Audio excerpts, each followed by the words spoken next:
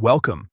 Today I'll show you how to prevent others from seeing your last seen and online status on Telegram web using the latest update. If you use Telegram on your PC and value your privacy, this quick guide will help you take full control of who can see your activity. Let's get started. First, open Telegram web on your computer. You can do this by logging in with your phone number or scanning the QR code from your mobile Telegram app. Once you're signed in, you'll see your chat list and main interface. Next, look at the top left corner of your screen. You'll notice three small lines that's the menu icon. Click on it to open a side panel with several options. From there, scroll down and click on Settings. This is where you can customize your Telegram experience, manage your account, and most importantly, adjust your privacy controls.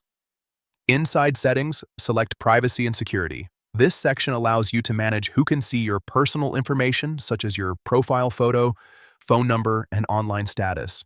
Now, locate the option labeled Last Seen and Online and click on it. This is where you decide who gets to see when you're active on Telegram.